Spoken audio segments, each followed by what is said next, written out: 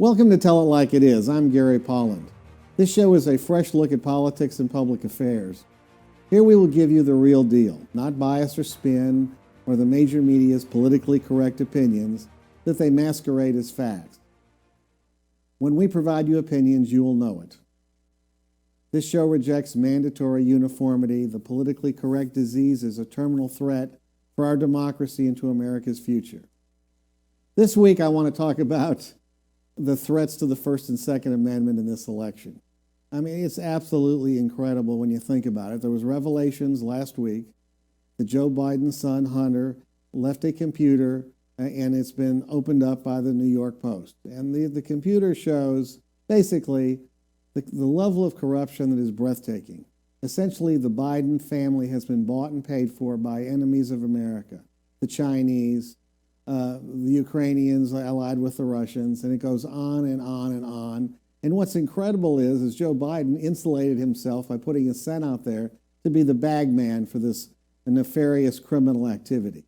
If you follow what's happened, you got to go to Fox or you have to go to the New York Post, because the major media outlets and the internet major outlets have basically spiked the story. And what does spiking the story mean? That means they've taken the story and decided you, the American people, don't have any right to this information. This information is critical. That's why I say our First Amendment is threatened.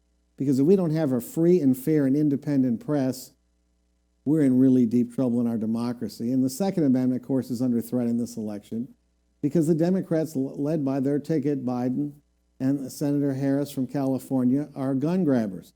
They want to take the guns away from law-abiding Americans, so you'll have to deal with the crazy mobs by yourself, because remember, at the same time, they want to defund the police. This is why this election is historic, and I recognize that Donald Trump is not a perfect human being. He's flawed like all of us are.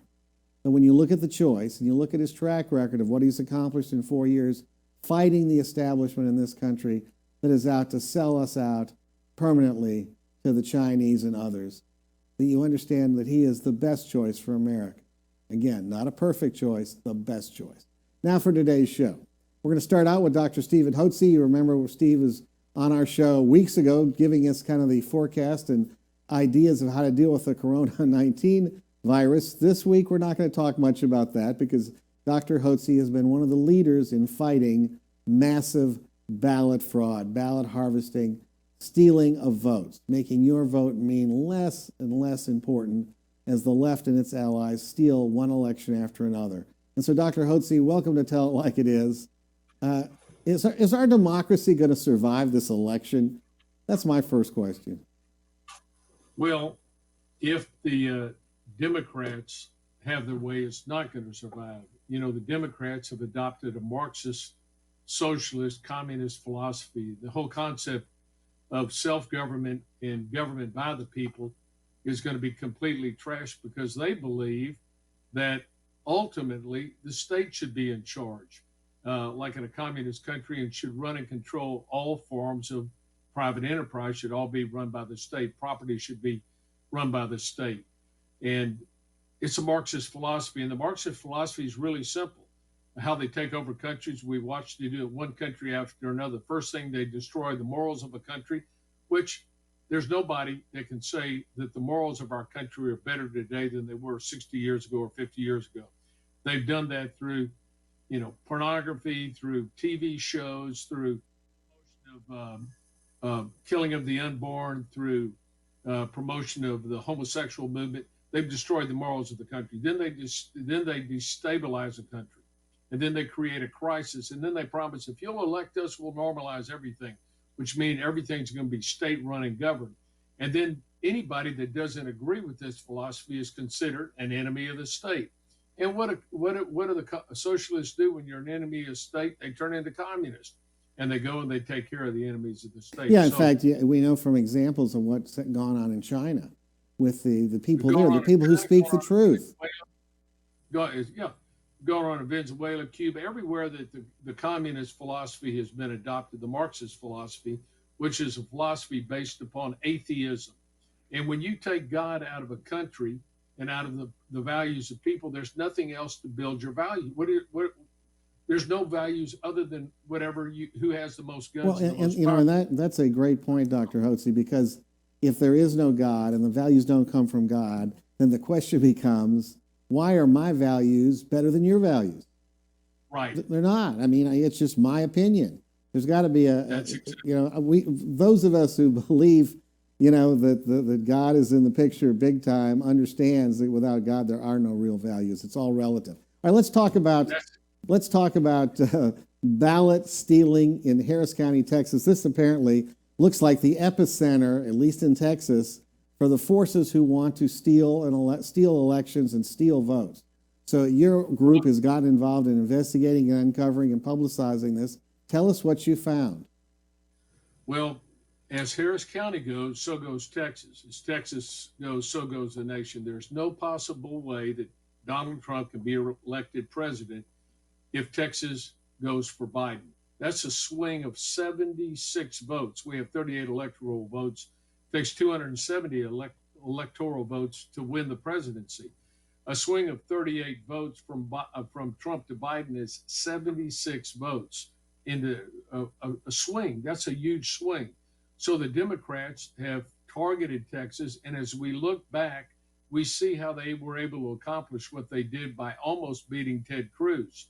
Ted Cruz lost Harris County by 200,000 votes, a county that he won handsomely when he was first elected in 2012. In 2012, in the presidential election, Obama beat Governor Romney by a mere less than 987 votes. Okay, basically it was even in Harris County with millions of votes cast. In 2016, Trump lost by 140,000 votes. And I thought, well, that's odd. The strongest Republican county in the country, and Trump can't carry it, but he carries Pennsylvania, Wisconsin, Michigan, and other Democrat states. How is that possible? I thought, well, maybe it's the leadership in the local party, and I blamed it on that, the Never Trumpers. Those would be, Ed Emmett and Paul Simpson and Dick Weekly, all these people that were Never Trumpers. I said, well, they ruined it for us. And then in 2018, countywide, the Republicans lost by 200,000 votes. Something funny, and I couldn't. And they said, "What's the Beto wave? It's the blue wave, and the state is changing."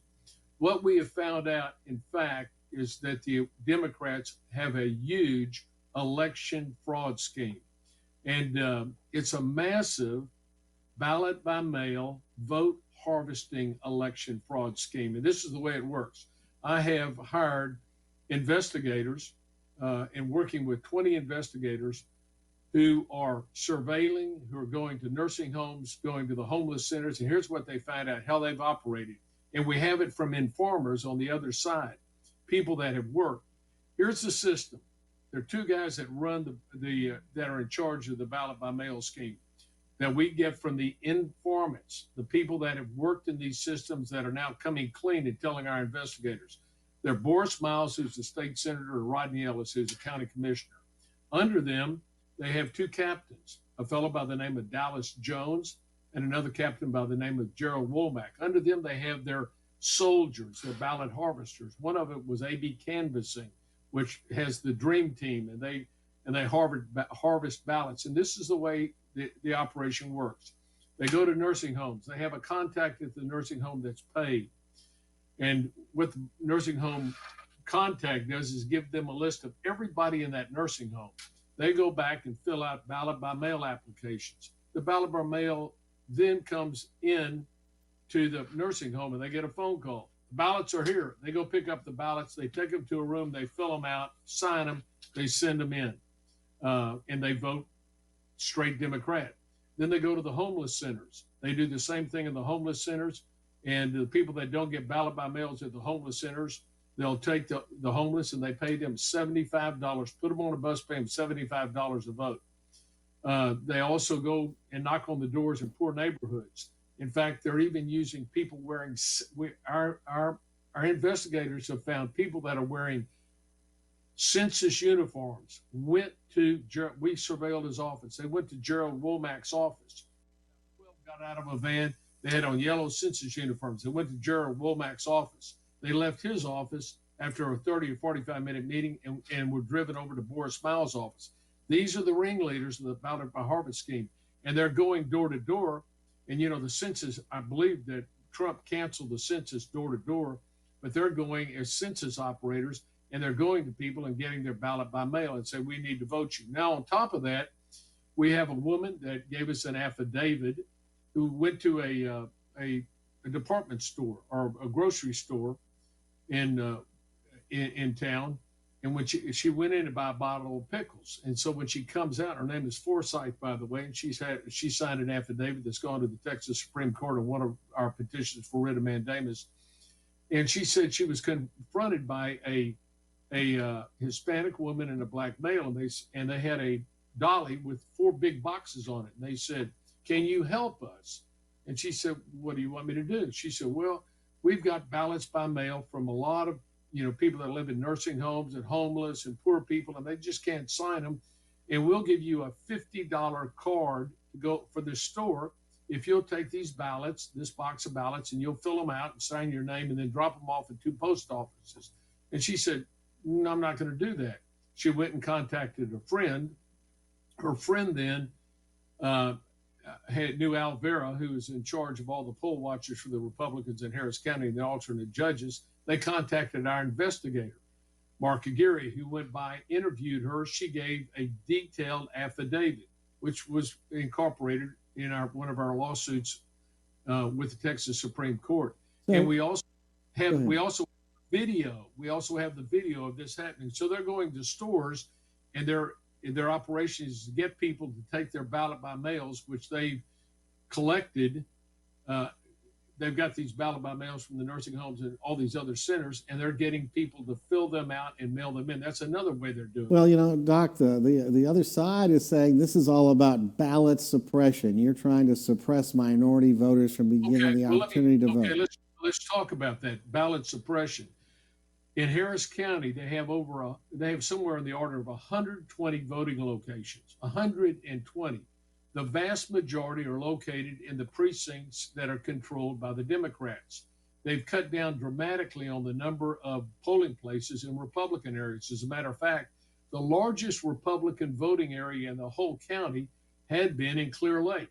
Guess what? They've shut that center down and didn't open it. And they put it in a Muslim church out in that area, if you can imagine that. You can't make this stuff up. Yeah, the big lines you see in the media are in Republican voting areas. Well, here's what's happening. In the Republican areas, they have lines as long as 3 hours long. Why? Because they have machines, but they only open half the machines. So they're suppressing the Republican vote by only having they've got a squeeze line to get through. Instead of having 20 machines, they got 20 machines there, they only open up 10 machines. That backs everybody up literally for blocks, people standing in line for blocks, waiting 2 to 3 hours to vote. That's voter suppression. Now, on top of that, the county commissioner's court is controlled by who? The Democrats. This year, they allocated $27 million for the general election. In 2016, the county commissioner's court only put up $4 million. So what do they say that's going for? It's going for printing of ballot by mails and applications, $3 million. The rest of it is for encourage voter activity and voter education. What does that mean? That means people. They're going to be paying people, in which they did at the commissioner's court 2 weeks ago. There were 12 individuals that received contracts for $49,999 apiece for voter participation. Now, why was it $49,999? Because if it would have been $50,000, by law they have to have competitive bids, but they didn't. And where does that $49,000 go for? That gives these people money to go out and harvest ballots. We're literally paying for them to go out and harvest ballots. And as you remember, Hollins, without any authority, mailed ballots by mail to all 65 and older. And he said he was going to mail everybody 65 and younger. We filed a writ of mandamus with the Supreme Court. Now you stop that. They ordered the state district judge to issue an order telling him that he couldn't. They didn't tell him he couldn't send them out, but they sent they remanded it back to the state district court in Harris County, run by, can't remember the guy's name, but he's a liberal. He ran against John Devine for state Supreme Court. He, to this date, has not issued that order. I mean, theoretically, Hollins could go out and mail this, and guess what the penalty is if he does? There's no penalty if he violates that order because there's no order. And there's no penalty under the election code for him sending out ballots by mail. Now, the Democrats sued several months ago that it was discriminatory only to allow ballots by mail to go to 65 and older. Everybody ought to be able to do it. You can't discriminate on age. They filed a suit in a court controlled by a liberal Democrat federal judge who ordered the state to mail ballots to everybody. The state appealed to the Fifth Circuit. They got a temporary stay, and they just issued an order today that they cannot mail ballots to everybody like they wanted to do. Well, interesting, Steve, that they talk about the ballot by mail thing, and the problem is, like when is the last time the voter rolls in Harris County were purged of people who are dead, who moved, or no longer eligible? 4 years ago. That's when the person that controls the voter rolls in Harris County is the county collector. And that was a Republican tax assessor. It was right. And now we have a Democrat, and she don't do nothing. He has to purge the polls. So guess what? Dead people vote. We have affidavits from people out of the state that don't live here, and yet somebody's voting for them at their old address. So the Democrats countywide now at every location, every Democrat election judge has every person in the county on his screen, and they can vote those people. This is what's going on in the county. This is what's going on at ballot by mail harvest. By the way, we haven't even talked about computer election fraud, and we're working with cybersecurity companies. As a matter of fact, we're going to file a lawsuit on Wednesday in a petition for writ of mandamus to the Texas Supreme Court to require that the three companies that people aren't aware of it. The county doesn't run the election. The state doesn't run the election. They contract with privately owned computer election companies. They run the election. And we have studied our cybersecurity companies have studied these. The vulnerabilities, both internal and external, for being hacked are huge, and they haven't tightened up their processes.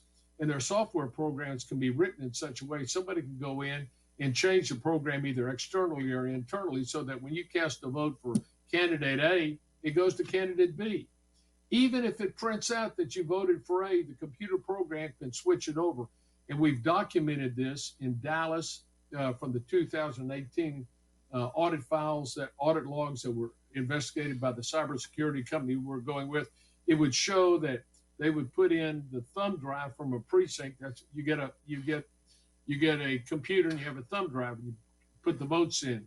We have affidavits that the head of ESS, which is one of the election company that runs the Dallas election, he would put in the thumb drive, and then he would and it would show the votes in the precinct. He would delete it, and then he'd put in a new thumb drive. There'd be a completely new record in there with the votes having changed. Any undervotes were being thrown over to the different columns. Let me ask you this, Doc.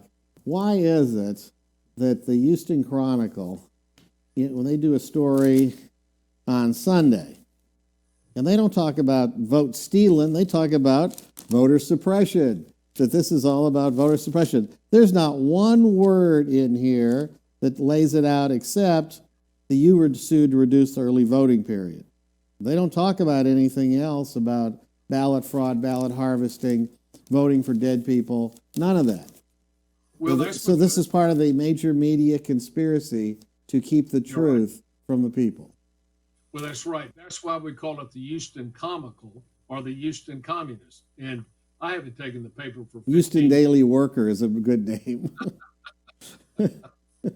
It's a propaganda sheet for the Democrats. Now, ballot by mail harvesting. Let me tell you what we know through our informants, that Rodney Ellis has boasted that he could take and produce 700,000 illegal ballots by mail in Harris County. If he does that, guess what? That throws the whole election. Texas is lost. His right-hand guy, the guy that works under him as his captain, is Dallas Jones. Guess who the Texas Biden campaign hired to be their campaign director? Dallas Jones. Why? To export this ballot harvesting throughout the entire state. Unbelievable. Stolen. And here's Here's Well, here's we how got you about a minute left, Doc. here's how you can tell it's been stolen. When on election night, all the votes are in except for Houston and Dallas, and we don't have any counts there. That's because they're holding back the votes to see how many they need to manufacture to carry the state of Texas. Well, They're trying to steal the election. well, and a final thought. Where is the U.S. Attorney? Where's the FBI? Where are the prosecutors? Where are the police? Is anyone going to do anything? Well, listen, I was contacted by the FBI this morning. We've been in contact with the Texas Attorney General Office. Okay. Let me tell you what, we're working with these bureaucracies. It's just like pulling teeth. You think, where are our government officials to? That's a question I have. Well, that's a question we will deal with. Well, Dr. Hutze, you're doing the Lord's work here, trying to make sure that we count. You know, everybody gets to vote one time, right? One man or woman, one vote, one time. That's it. That seems very fair to me. And why the other side wants to cheat to this extent, I guess they don't think they can win any other way. So we will leave it at that, but we'll have you back post-election to talk about where things are going for the future. Thanks so much, Gary, for all Thank you for coming on. And we'll be back after these messages with County Commissioner Jack Cagle of Harris County, Houston, Texas.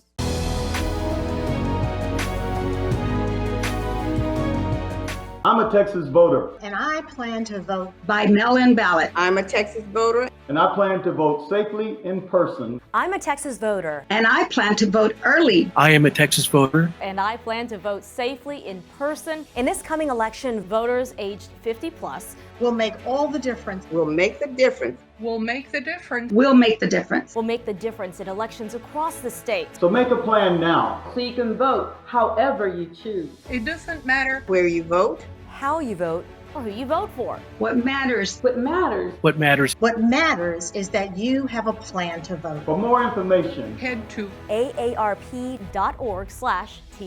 Vote. Vote. vote. Đi bầu cử. और vote करना मत भूलिएगा। vote. Vote. Vote. 唔該，去投票。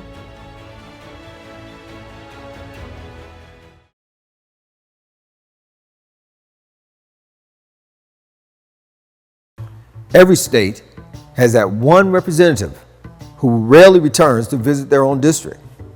I'm Wendell Champion, and I'm running to retire one such representative, and I need your help. For 25 years, Sheila has represented the 18th district, and for 25 years, we've got nothing. I'm Wendell Champion, and I want to earn your vote. Visit me at champion2020.com. I'm Wendell Champion, and I approve this message. Ron Carter Cadillac, Houston's only Cadillac to your door dealer, delivers test drives to your home or office, like the new 2020 XT4 Luxury Collection, only $299 a month. The new 2020 XT5 Premium Luxury Collection, $399 a month. Or the first ever 2020 XT6 Premium Luxury Collection, just $499 a month. All for 39 months lease with just $1 down. Or purchase and choose 0% APR for 60 months plus $2,000 bonus cash with no payments until March 2021. Visit RonCarterCadillac.com. Have you been injured in an 18-wheeler accident, truck accident, car accident? Was someone texting and ran into the back of you, not paying attention? It doesn't matter what it is. Give me a call, Attorney Willie Powles. We'll fix it today. The number is 281-881-2457. Again, that number is 281-881-2457. We'll fix it today. Call Attorney Willie Powles.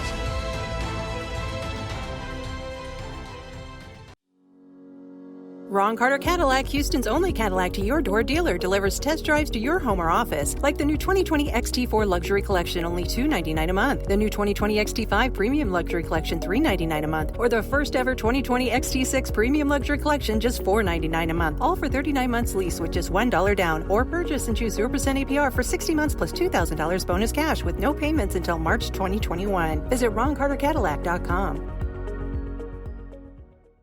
In this coming election, voters 50 plus will make the difference in elections across the state. The time is now to make a plan so you can vote how you choose in this coming election.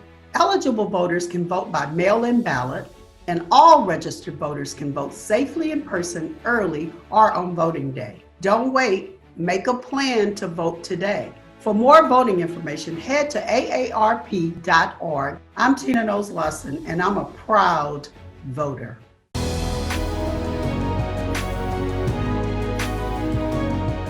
Welcome back to Tell It Like It Is. Our next guest is Harris County Commissioner Jack Cactus, as I know him, Cagle. He's Commissioner of Precinct 4. He has a monster district, and Harris County Commissioners are extremely powerful. There's only there's 5 of them plus the county judge, and they make a lot of decisions and control a lot about people's lives. And so we're glad we could catch up with Commissioner Cagle today in his car, going from one location to another, doing his job, which is more than full time. So, Commissioner Cagle, welcome to Tell It Like It Is. What a delight to be with you today, and thank you for allowing me to appear in work clothes. Yeah, I'd much rather have you. I'd rather have you in the studio, but I'll tell you that we've been doing these shows since June, and because of COVID, lots of people would prefer doing it on Zoom. It's convenient, it's easy. They don't have to travel, and they don't have to be in a room with me without a mask. So that's kind of what happens. But let's talk about, your Commissioner's Court. You've been on for a number of years. When you came on the Commissioner's Court, it was Republican dominated. Now it's Democratic dominated. First, tell us how that has changed in the world at the Commissioner's Court and how it's impacted the taxpayers in Harris County. Well, when I came on 9 years ago, October 3rd, so it's just a little more than 9 years ago, we were 4 Republicans and 1 Democrat, but the view of all of the members of court across party lines was that we were a service working organization. It was our job to do the 3 Ps, to make sure that you had your potholes fixed, to make sure that your parks had clean bathrooms and the grass was mowed and that they were maintained well, and that you had public protection. The fire marshal's office, flood control, we were spending $120 million per year. There's a modern narrative saying that nothing has ever been done in flood control. We were spending, with your taxpayer dollars, $120 million per year, half of which for maintenance, half of which for new construction on flood control. And then we control the jail. We tax you and pay for your constables and your sheriffs and for other public safety type issues. Literally, we are the dog catchers, and we were not involved in national and global issues because it was our job to provide service. Now, since this last election, our role has seemed to change a lot. We seem to think that we are more of a public policy board, and many of the people that used to work in your parks and used to work on your roads are now policy advisors for many of my colleagues. And we pass a lot of resolutions telling President Trump what to do because we know that he waits with bated breath to be told by Harris County commissioners on how to do their job. And we have expanded radically what we spend your taxpayer dollars on. Now, last year, we were able to keep your taxes from going up. There was an effort to increase the taxes to the maximum that would have been allowed by law, which would have been 8% directly. Senator Betancourt believed that effectively it would have been closer to 12% for the average household. And this is in the middle, by the way, this was in the middle of an economic crisis caused by the COVID lockdown, accentuated by the county judge who wants to lock us up forever. Yeah, I'm talking about last year. This is before Harvey. After Harvey, but before COVID, they wanted to increase by the technically 8%, effectively 12%. Commissioner Raddick and I voted with our feet, following the Texas Constitution and the laws of Texas that basically say that you have to have a super quorum to increase taxes. The ability to tax you out of your home, to tax you out of your business, is such an important aspect of government that it does require at least 4 members of Commissioner's Court of the 5 to be present in order to vote on a tax increase. And since Raddick and I voted with our feet and did not show up, then the rate went to where there was no increase in your taxes. Now, there still was, because of growth, a little bit of an increase in the overall tax revenue that came in, but nobody's taxes went up as a consequence of the 8% that was there. Now, this year, it's threatened.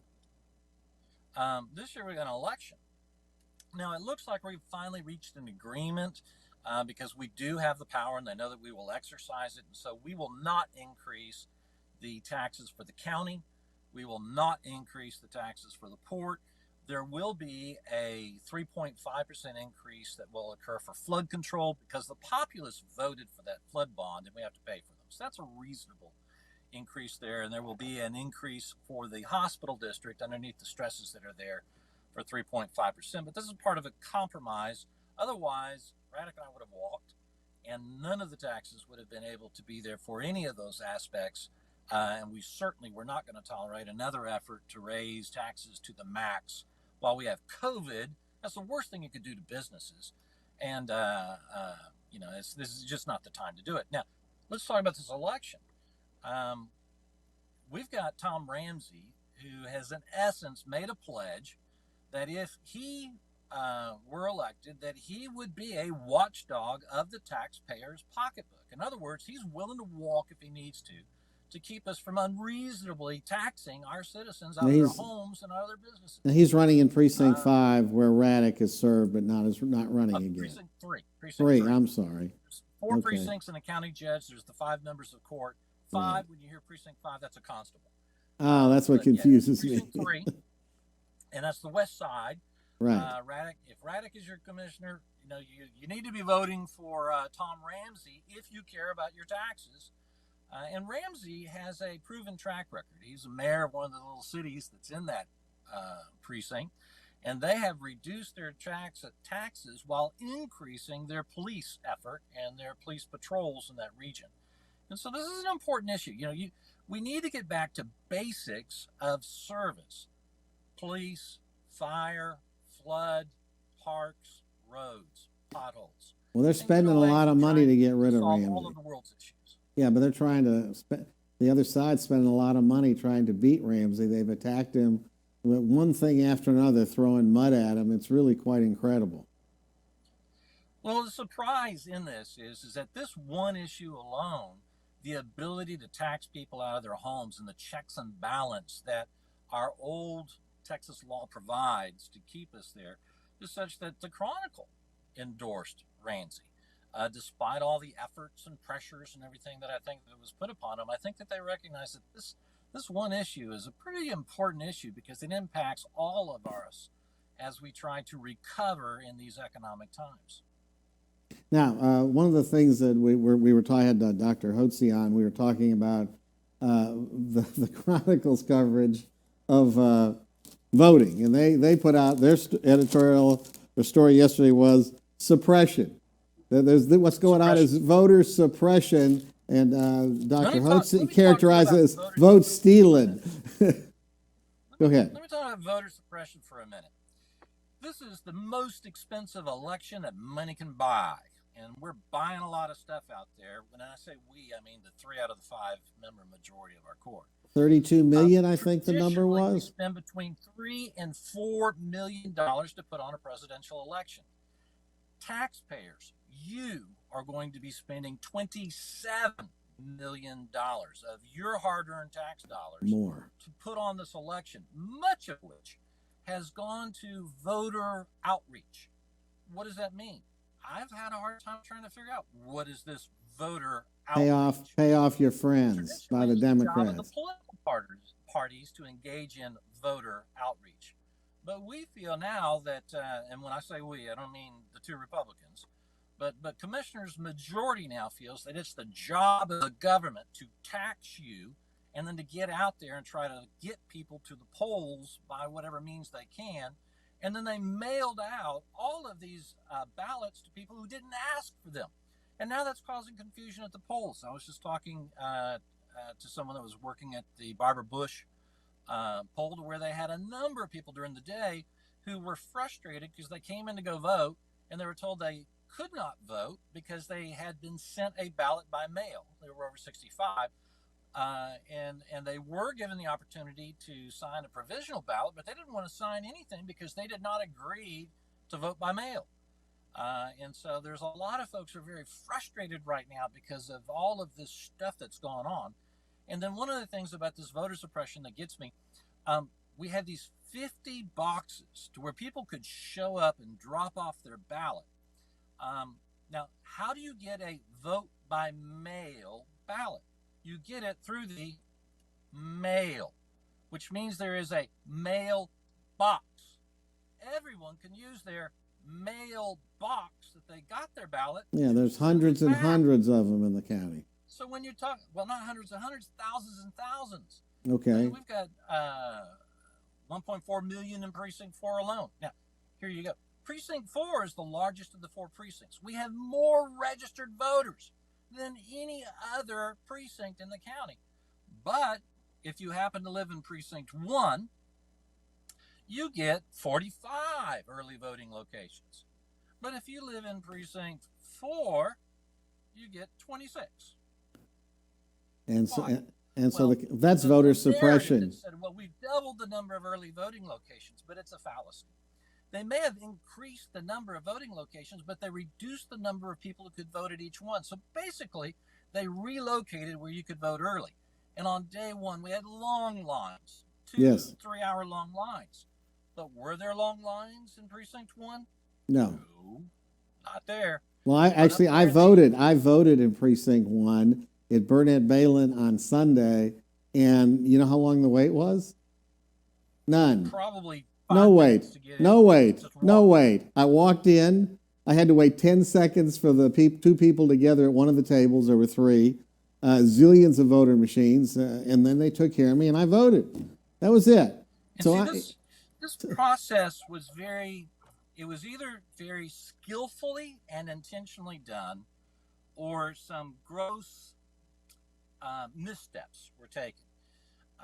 Because a lot of what occurred, for example, at the Barbara Bush Library, there were enough machines that were assigned to go to the Barbara Bush Library, so no one's alarm went off that, oh, there's a problem, especially with some of the other locations close by.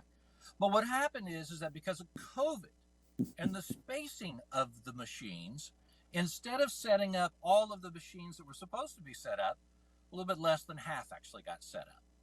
And so then you had the long lines because you had inadequate resources to be able to process people while the voting machines were sitting over in a corner not being used. Because they're gathering dust. Either very clever or very not so clever. You have a comment on the story? With the Klein Multipurpose Center, long lines, a lot more machines than machines that were able to be set up because of the spacing issue that was there. Now, Jersey Village, similar issue. Now, because of some complaints and because of some noise that's been made by a lot of our citizens, we've had some improvement. And we're supposed to be getting today some tents set up to help us vote at Barbara Bush Library. They increased some of the voting machines over in Jersey Village. I think that they're working on trying to improve things over in the Klein Multipurpose Center. But on the first election day, it was apparent with long lines in Republican precincts that not everybody was getting treated the same. Everyone ought to have an opportunity to vote, whether you're a Democrat or Republican. And it's not right to have Democrats not be allowed to vote. It's also not right to allow Republicans to be able to vote. Yeah, so the voter suppression, it appears, is being done by Democrats to Republicans. The other thing going on that you've heard about is vote harvesting, ballot by mail, there are a lot of folks cheating going on, investigations. It's actually quite breathtaking. There was a picture that will show on the show at one of the Democratic precinct voter areas, and there's a desk with the precinct judge, and there's dozens and dozens of driver's licenses on the table. Now, why would that? You give your license up to get your ballot, you get it back. They don't keep them, so the only thing possible going on there is vote scamming, vote harvesting, voting for people that aren't there. It's unbelievable. Everyone should have safe, secure, and reasonable ability to be able to vote. When it comes to vote by mail, you got it in the mailbox, send it back in your mailbox. Don't create these little zones where folks can harvest your votes for you and drop them off when maybe you don't necessarily fit the demographic of who should be voting by mail as allowed by law. let's have the same rules for everybody, not two sets of rules.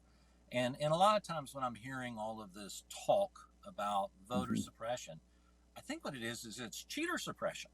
We're saying that if you're going to suppress the cheaters, that's a bad thing.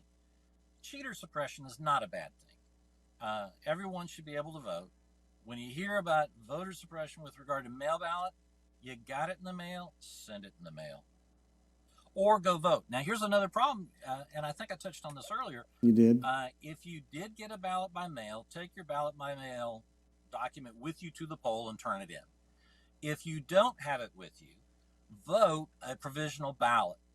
And the ballot board later on will try to determine which of your votes would be the valid vote. But at least you got a shot at having your vote counted the way that you want it to be counted if you do not have access to or do not know what happened to that ballot by mail that they tell you when you came in. So sign and do the provisional ballot if they try to turn you away for having sent in a ballot by mail when you did not intend to. Yeah, or in that case, you may not have done it at all. It was the ballot harvesters, the cheaters, who voted for you. Like I know this lady, she ain't voting. We'll vote for her. One other thing that I do want to encourage folks, and you touched on it earlier, if you don't want to have a long line, you can vote at any of the locations in the county. And so if you may live out in Precinct 4 or Precinct 3, but you don't want to live in a long line, go vote in Precinct 1 or 2, where there are no lines. Vote closer to where your job is, or if you're in that part of town. And also, you can go online and you can check. In Precinct 4, where Barbara Bush Library is, less than 10 minutes away is a box that's in a more traditionally Democratic zone. Then there's never a line that's there. So go online. When you check it out, there's a little interactive map there, and there'll be colors. If it's green, it means that the line is short. If it's red, it means the line is long. And go to a place to where the light is green. And make sure that you get your... Now, here's the good news. People are standing in line and waiting the 2 hours, the 3 hours at times to vote. Those length of lines have kind of been reduced a little bit earlier today in the rain. People weren't standing outside as much. At lunchtime, the lines were a little bit long again. And towards the end of the day, the lines get long again. But people are wanting to make sure that their votes are counted, and they are willing to stand in the line to be a good citizen, to express their opinion, their vote, to exercise their right as they are entitled to. And so they are willing to stand in the line to cast their vote. Do you anticipate that this massive expenditure of money orchestrated by the Democrats on Commissioners Court is going to make any significant difference in turnout in Harris County? It's hard to know. A lot of our contracts that were issued, we only recently came to light. Many of them were issued at $49,999.99. Why that number? Well, if you keep it under $50,000, you don't necessarily have to go to Commissioner's Court for approval. So the public doesn't necessarily know what you did or how you spent it unless a request of the auditor's office is done, or someone in the media makes a public information access request, and then all that's kind of done retroactively. So you do plan to do that then? You're supposed to follow procurement rules, but it doesn't necessarily have to come through Commissioner's Court. Yeah. And that's why we had this agenda item. Raddick and I refused to vote for these items that did come up that looked like they were not properly done. But the majority still voted for these contracts, even though they did not follow our procurement procedures. We won't know until this is over with what money was spent or how. But it does look like a lot of it is for public outreach. Sounds like paying off your friends. That's what I call it. I don't know what public outreach may be. Advertisement. I don't know. Well, I'm going to suggest, Commissioner, you need to ask for an audit when this is over. Audit everything. Audit the giveaway programs that the Democrats have voted into, that have basically emasculated our rainy day fund in Harris County. It's breathtaking how much money they have wasted. We want to have you back to talk about their plan to sell the toll road bonds all over again and then take the money so they can spend it and leave us with a toll road system in debt. and sticking it to the people forever. It's unbelievable. Oh, yes. This, we're going to milk it. We're going to take well, the money that here's should the- be going into mobility, and we're Yeah. going to put it into Whatever. flexible items. It Yeah. might be for flood control. Yeah, Maybe. I wouldn't hold your breath on that one. But the problem is these wild-eyed spenders need to be exposed. They are spending everything that's not nailed down, and it really it's going to end up hurting the county. I mean, people need to ask themselves, Commissioner, do you want to live in Los Angeles or San Francisco and have that, or Seattle or Portland, have that kind of government led by crazy leftists who just spend money, who want to defund the police, release everybody from the county jail because of COVID? It never ends. And so you hope that the citizens of Houston will watch and learn, and in Harris County, and decide this is not what they want in terms of their government. Irresponsible actions. Votes matter. Who you vote for matters. And people you voted for, I mean, come on. The county judge, Hidalgo versus County Judge Emmett, I mean, it's like no comparison. Emmett was smart. Emmett was a policy wonk. I didn't agree with him on everything, but I still think he did a good job. And we end up with Lena Hidalgo, no experience, no nothing, and she's just a leftist tool for Rodney Ellis, who's been waiting as a county commissioner to get all this power. And so we'll see what happens. I mean, maybe there will be a day of reckoning for all the conniving, thieving, dishonesty that's been going on in Harris County under the Democrats' leadership. Maybe. And if not, I would say our future is pretty bleak. And on that bright note, Commissioner Cagle, thank you so much for doing the job. I mean, I can't imagine how frustrating it is dealing with people that are essentially either crooked or know-nothings. Very difficult. But you do a great job, and citizens are blessed that we have a taxpayer friend as a county commissioner in one of the largest counties in the country. We don't want California here, do we? We do not. Okay. We do not. Although we're having a lot of California and a lot of New York money being spent here. Because they want to bring it to us. I mentioned earlier, 27 million of your dollars, but we have 9.5 million. Okay. Of Facebook. I got to wrap up, brother. Okay. You're right. And we'll talk about all that at another show. Thank you so much, Commissioner Cagle. Thanks for a great day. You too, sir. Thanks for watching. We'll be back next week, same time, same place. You can email the show at GaryPolland@AmericanStarTV.com. You can get my bi-weekly newsletter, the Texas Conservative Review, free by signing up at TexasConservativeReview.com. In fact, the new issue is out. It's actually really good. Also has a voter's guide. Remember the immortal words of Ronald Reagan, you and I have a rendezvous with destiny. We will preserve for our children this, the last best hope of man on earth, or we will sentence them to take the final step into 1,000 years of a new dark age. And I want to tell you folks, that quote has never been more true than what we're facing in this election. We'll see you next week.